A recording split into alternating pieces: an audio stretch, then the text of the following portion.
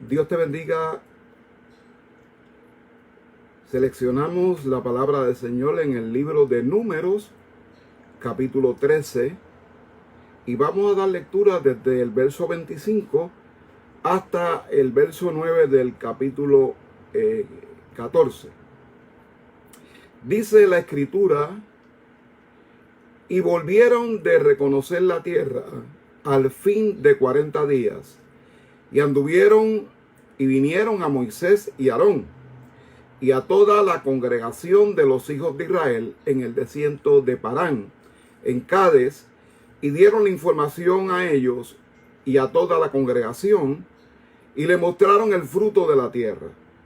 Y les contaron diciendo: nosotros llegamos a la tierra a la cual nos enviaste, la que ciertamente fluye leche y miel, y este es el fruto de ella. Mas el pueblo que habita aquella tierra es fuerte, y las ciudades muy grandes y fortificadas. Y también vimos allí a los hijos de Anac. Amalec habita el Negev, y el Eteo, el Jebuseo y el Amorreo habitan en el monte. Y el Cananeo habita junto al mar y a la ribera del Jordán. Entonces Caleb hizo callar al pueblo delante de Moisés y dijo: subamos luego y tomemos posesión de ella, porque más podemos nosotros que ellos. Mas los varones que subieron con él dijeron: no podremos subir contra aquel pueblo, porque es más fuerte que nosotros. Y hablaron mal entre los hijos de Israel de la tierra que habían reconocido, diciendo: la tierra por donde pasamos para reconocerla es tierra que traga a sus moradores. Y todo el pueblo que vimos en medio de ella son hombres de grande estatura. También vimos allí gigantes, hijos de Anac, raza de los gigantes. Y éramos nosotros, a nuestro parecer, como langostas. Y así les parecíamos a ellos. Entonces toda la congregación gritó y dio voces, y el pueblo lloró aquella noche, y se quejaron contra Moisés y contra Aarón todos los hijos de Israel. Y les dijo toda la multitud: ojalá muriéramos en la tierra de Egipto, o en este desierto, ojalá muriéramos. ¿Y por qué nos trae Jehová a esta tierra para caer a espada, y que nuestras mujeres y nuestros niños sean por presa? ¿No nos sería mejor volvernos a Egipto? Y decían el uno al otro: designemos un capitán y volvámonos a Egipto. Entonces Moisés y Aarón se postraron sobre sus rostros delante de toda la multitud de la congregación de los hijos de Israel. Y Josué, hijo de Nun, y Caleb, hijo de Jefone, que eran de los que habían reconocido la tierra, rompieron sus vestidos y hablaron a toda la congregación de los hijos de Israel, diciendo: la tierra por donde pasamos para reconocerla es tierra en gran manera buena. Si Jehová se agradare de nosotros, él nos llevará a esta tierra y nos la entregará. Tierra que fluye leche y miel. Por tanto, no seáis rebeldes contra Jehová, ni temáis al pueblo de esta tierra, porque nosotros los comeremos como pan. Su amparo se ha apartado de ellos, y con nosotros está Jehová, no los temáis. El Señor añada bendición a esta palabra: desafiados a creerle a Dios. En estos días de tanta incertidumbre con la llegada del coronavirus, recordaba la antigua fábula del rey y la plaga, que cuenta sobre un rey árabe que atravesaba el desierto cuando se encontró con la plaga. El rey le preguntó inquieto: plaga, ¿de dónde vas? ¿Para dónde vas? A lo que la plaga le responde: voy a Bagdad a matar a 500 personas. Días después volvieron a encontrarse y el rey, muy disgustado, le dijo: plaga mentirosa, me dijiste que ibas a Bagdad a matar 500 personas y mataste 5,000. A lo que la plaga respondió: yo maté 500 personas, los demás se murieron de miedo. A ver imágenes en este tiempo de gente llenando sus carritos del supermercado con desinfectantes, con hand sanitizer, y recorriendo con angustia las farmacias para encontrar mascarillas. Fue como estar viendo parte de la fábula que no nos cuenta el autor. El miedo está invadiendo nuestras calles y plazas. Sin embargo, debes de saber que en este miedo que tenemos, a veces es más peligroso que el mismo coronavirus. Las dos causas principales del fracaso de Israel fueron el miedo y la incredulidad. Con la tierra prometida delante de Israel, Dios le dice que Él le ha entregado la tierra, que suba y tome posesión de ella. El peligro más sutil con que se enfrentó Israel no fueron sus enemigos externos, no, sino sus propias dudas en cuanto a la guianza e intenciones de Dios con ellos. No dudaron ellos de la existencia de Dios, pero en los momentos críticos dudaron de su liderato para darles la victoria. Y pienso precisamente en medio de esto que nos toca vivir a nosotros, que el pueblo está en las mismas condiciones, que no dudan de la existencia de Dios, pero están llenos de preguntas. La duda a Israel los llenó de miedo y los hizo rebelarse y rechazar la dirección de Dios. La rebelión y la murmuración tomaron el lugar de la fe. Su falta de fe transformó lo que pudo haber sido una victoria gloriosa en una angustiosa tragedia. Mientras vamos ejecutando nuestra fe en Dios, Él va dirigiéndonos en una vida victoriosa. La Escritura dice que sin fe es imposible agradar a Dios. Y la fe tiene obras, y la fe acciona. El miedo es enemigo de la fe. De hecho, algunos definen el miedo como fe en retroceso. El que constantemente fortalece su confianza en Dios no tiene que temer en medio del fuego de la prueba. De hecho, la señal de madurez espiritual consiste en la habilidad de mantener nuestra fe.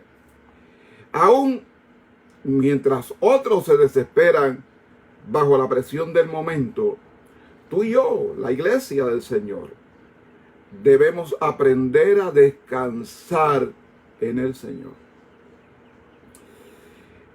Lo primero es que para nosotros cosechar la victoria, cosechar bendiciones, es necesario creer en Dios y creerle a Dios. Porque hay personas que dicen: yo creo en Dios, pero no le creen a Dios. Israel falló en ambas. Ni le creyó, ni creyó en Dios en un momento dado, ni le creyó a Dios en medio, a punto de conquistar. Antes de poseer la tierra, el pueblo tenía que hacer un reconocimiento de la tierra. querían ver las posibilidades de triunfo que tenían.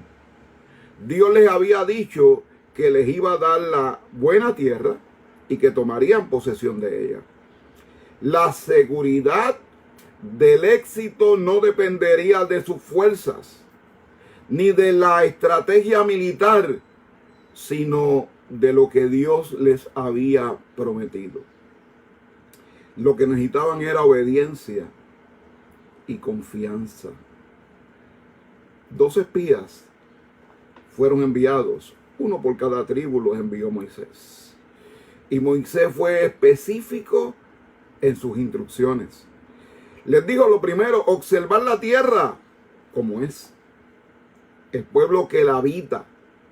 Miren si es fuerte o es débil, si es poco o numeroso, cómo es la tierra habitada, si es buena o es mala, cómo son las ciudades habitadas, si son campamentos o son plazas fortificadas, cómo es el territorio, cómo es el terreno, si es fértil o es estéril, si en él hay árboles o no. Y les dijo, esforzaos y tomad del fruto del país. El reconocimiento de la tierra tardó 40 días. Tenían que traer un informe para saber si estaban listos para la conquista. Era el protocolo que seguir para conquistar. Pero el protocolo cayó en manos de gente miedosa. Hoy somos desafiados a creerle a Dios. ¿Qué vamos a hacer? ¿Qué vamos a hacer como pueblo de Dios? Cuando Dios nos está diciendo es hora de la conquista, ¿qué vamos a hacer como iglesia? Mira, lo interesante de esto es que ellos estaban solo a poca distancia de conquistar la tierra. En el momento para conquistar, ellos dudan, tienen miedo. Y la incredulidad obstaculiza la conquista. Cuando más cerca tú estés de la conquista, el diablo va a sembrar desánimo e incredulidad. El diablo va a tratar de distorsionar tu visión. Las preguntas nunca se acaban, pero las preguntas no pueden paralizar la visión. Preguntas hay. Todos tenemos preguntas. Pero con preguntas y todos hay que seguir en pos de la visión que Dios nos ha dado. El diablo va a tratar de distorsionarte. Y si tu visión está distorsionada, no podrás seguir a tu destino hasta ver claramente. No puedes hacer las cosas que Dios te ha dicho que hagas en la oscuridad. Cuando Pablo le escribió a los Efesios, en ese primer capítulo, una de las cosas que Pablo les dice, a partir del verso 15, que dice, por esta causa doblo mis rodillas al Dios Padre.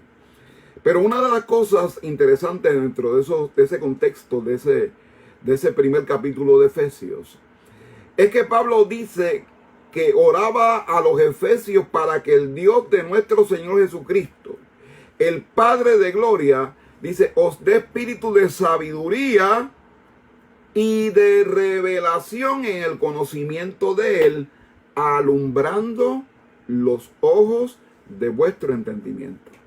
Así que el entendimiento tiene ojos. El entendimiento, la sabiduría, nos tienen que dar una visión clara que perseguimos, hacia dónde vamos, hacia dónde nos dirigimos. Porque todo lo que afecte tu visión incapacitará tu movilidad. Todo el carro puede estar bien, pero si tú tienes problemas con los wipers, una noche torrencial, lluviosa, va a tener problemas de visión. que te van a afectar al conducir. Y Dios lo que está diciendo, lo que Dios está esperando de la iglesia, es que tenga la visión conforme a la Escritura. La iglesia del Señor tiene que ser dirigida siempre por el Espíritu Santo. La dirección no nos la pueden dar los hombres. La dirección hacia dónde vamos, qué vamos a hacer, hacia dónde nos movemos, tiene que descansar en nuestra fe en Dios, en lo que Dios nos ha dado, en la responsabilidad que Dios nos ha colocado. El informe que traen los que regresan de reconocer la tierra, aquellos 2 espías, contenía 2 elementos. Número 1, la excelencia de la tierra. Y número 2, la fuerza y la estatura de los habitantes. Todos concordaron en cuanto a la prosperidad de la tierra, de lo que daba la tierra, del fruto de la tierra. 10 espías, sin embargo, solamente vieron las imposibilidades de la conquista. Su informe decía: es tierra habitada por gigantes. Los amalecitas habitaban la tierra. Hablaron de las ciudades amuralladas. No podemos subir ni conquistar. Son más fuertes que nosotros. Todo era pesimismo. Todo era negatividad. Todo era miedo. Todo era no se puede. Y Dios los había traído a la tierra prometida. Pero eran ellos quienes tenían que derrotar los enemigos. Somos nosotros los que tenemos que pararnos frente al enemigo, frente al diablo, frente al miedo, frente a la duda, frente a la incredulidad. Dios no nos trajo hasta aquí para volver atrás. Nos trajo a poseer lo que Él nos prometió. ¿Qué te prometió Dios a ti? ¿Cuáles son las promesas que Dios te ha hecho a ti con tu familia, con tus hijos, con tu matrimonio, con tu trabajo, con tu vida espiritual, con tu ministerio? Y ahora, ¿cuál es tu lenguaje? Esto está difícil, no se puede, no podemos conquistar. Pero eso no puede ser el lenguaje nuestro. Dios los había llevado hasta allí y ellos tenían que derrotar a los enemigos, pero colocaron su atención más en los obstáculos que encontraron que en el Dios que le había prometido la victoria. Todo el pueblo, decían ellos, son hombres de grande estatura. O sea, si yo estoy diciendo que los demás son grandes, es porque yo me considero pequeño, porque yo me considero enano. Y como tú te ves a ti mismo, va a determinar cómo tú ves al mundo que te rodea. Si tú te ves enano, tú vas a ver a todo el mundo gigante. Si tú te ves enfermo, tú vas a ver a todo el mundo sano. Si tú te ves en derrota, tú verás a los demás en victoria. Porque como tú te ves a ti mismo, determina cómo tú ves al mundo que te rodea. Y como dije ahorita, cuando tu visión está distorsionada, tu situación estará distorsionada. Y ellos se vieron a sí mismos como saltamontes, porque eso realmente era la definición de la palabra langosta ahí. Ellos decían, nosotros parecíamos a ellos como langostas. O sea, ellos se vieron a sí mismos como saltamontes, porque no tenían una visión clara de quiénes eran. Ellos no se veían como saltamontes por esta situación en particular. Su mentalidad y su visión y su autoestima era de saltamontes. Y con mentalidad de saltamontes no se puede conquistar tierras prometidas.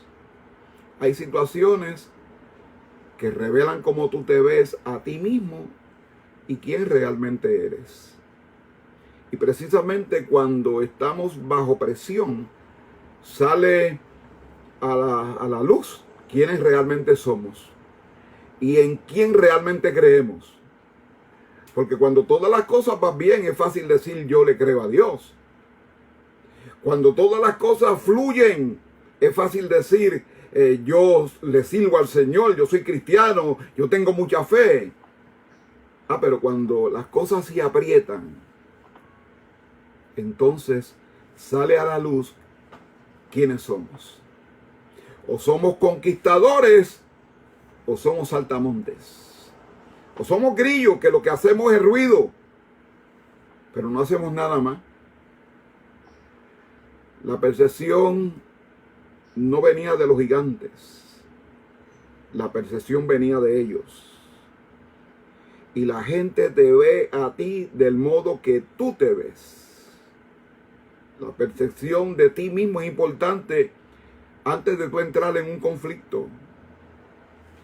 Bendición en el interior produce bendición en el exterior. Antes de analizar una situación, analízate tú primero. ¿Quién eres? ¿A quién le has creído? ¿Cómo está tu relación con Dios? ¿Estás aprovechando este tiempo de encierro para nutrirte con la palabra, para tener una comunión más íntima con Dios?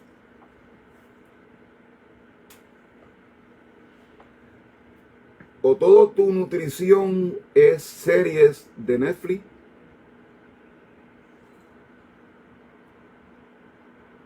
La fe vence al mundo. Josué y Caleb eran diferentes. Y pienso que si la historia narrada en el libro de Números hubiera quedado hasta ahí, wow, qué decepción. Pero hay dos personajes que el autor de Números introduce y dice que Dios los vio a ellos con un espíritu diferente.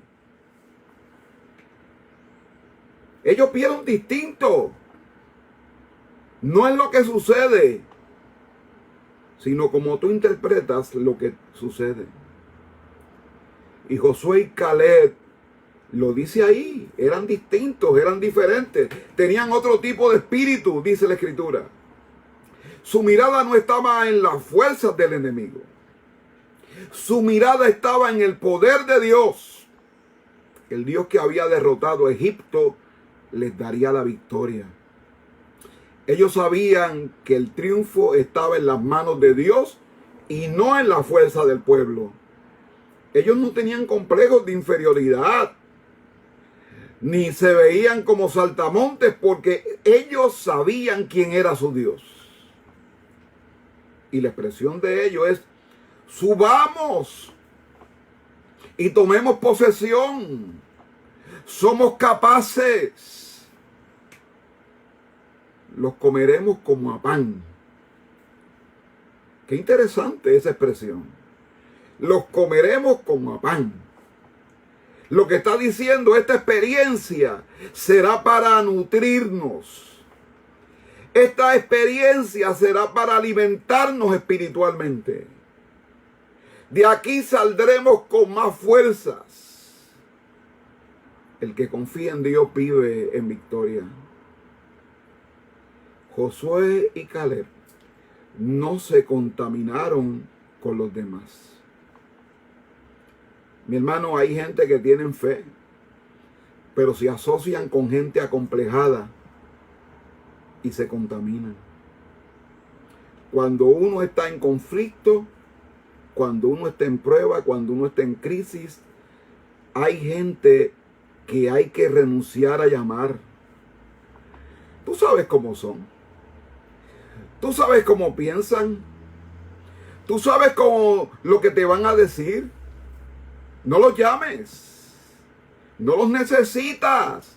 Tú no necesitas gente negativa en medio de tu crisis. Tú necesitas gente motivadora. Gente que te hable en fe. Gente que te hable en palabra. Gente que te diga vamos a echar para adelante porque Dios está con nosotros. Tú tienes que ir a gente que tiene fe y fuerza y tenacidad y convicción.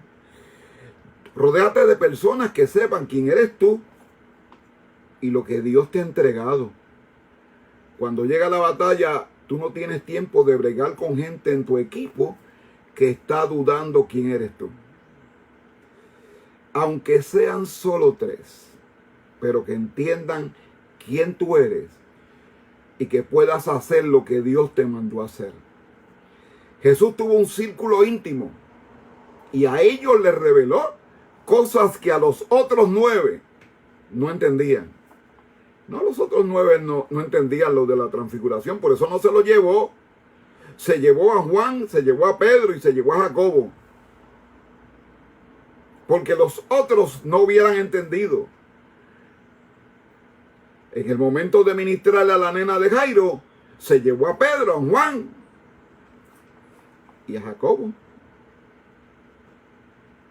Porque los demás no hubieran entendido. A los demás los dejó abajo, fuera. En el momento del Getsemaní, se llevó a Pedro, se llevó a Juan y se llevó a Jacobo.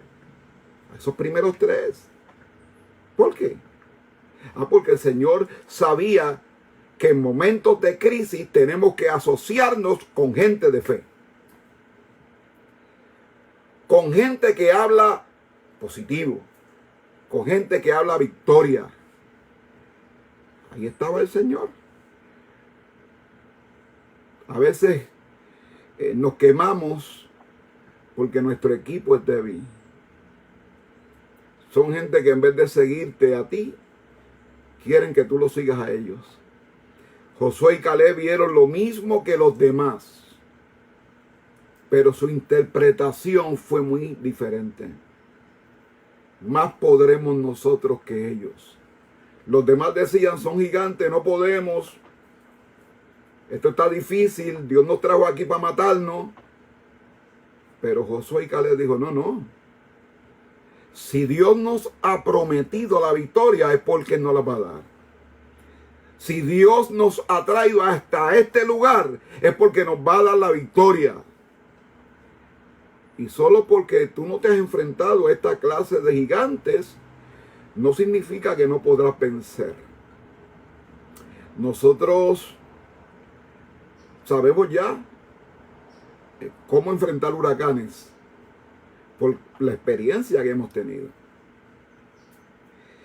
Y aunque siempre es difícil cuando empieza la tierra a moverse, pues ya hemos tenido experiencias de temblores. Pero esta no la veíamos venir.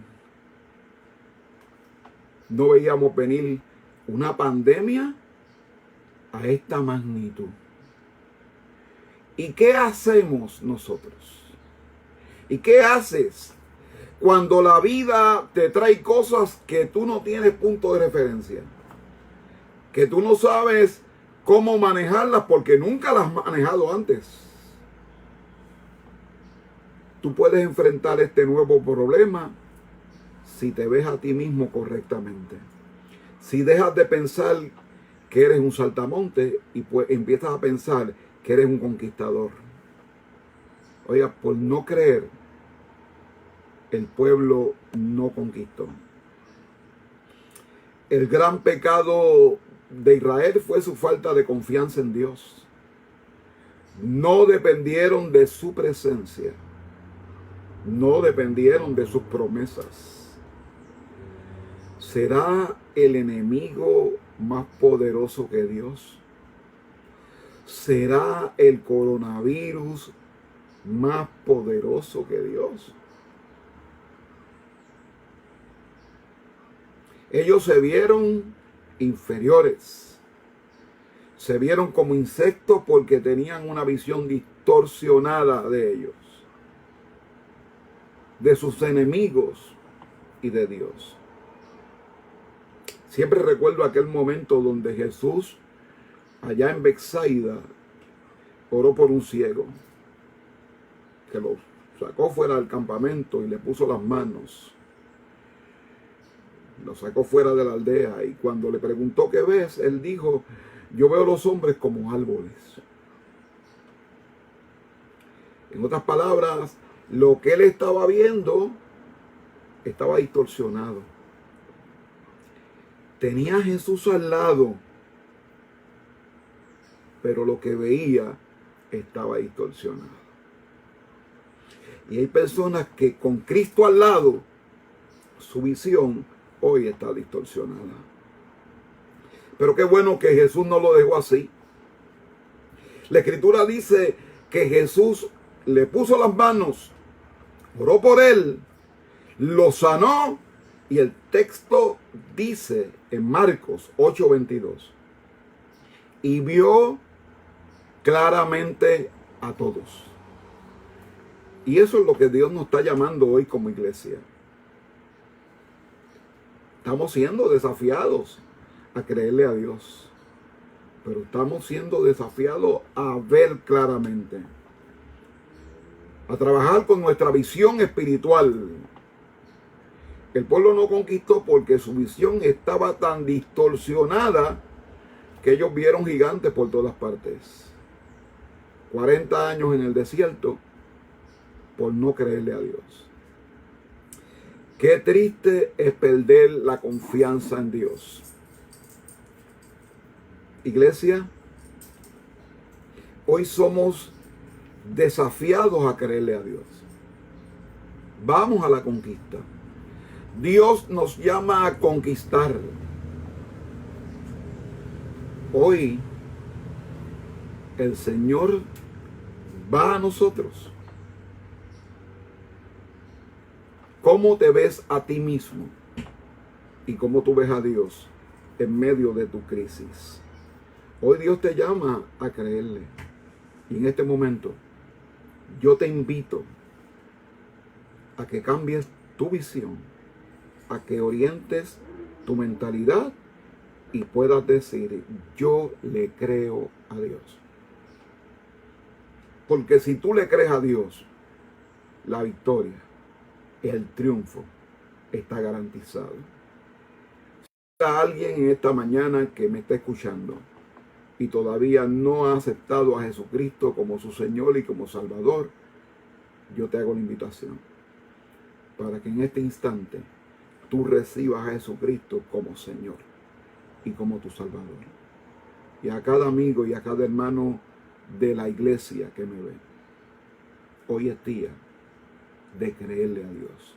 Somos desafiados a creerle a Dios.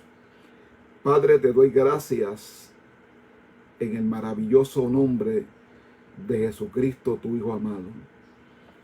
Jesucristo, que es Dios y que vive y reina en unidad al Espíritu Santo contigo, Señor. Padre Todopoderoso, en este momento yo te pido que mires a aquellos que puedan estar abriendo su corazón, Señor, y recibiéndote como Salvador. Perdona sus pecados. Perdona su más mínima falta. Escribe su nombre en el libro de la vida del Cordero. Y a la iglesia, Padre, fortalécela. Fortalece a la iglesia.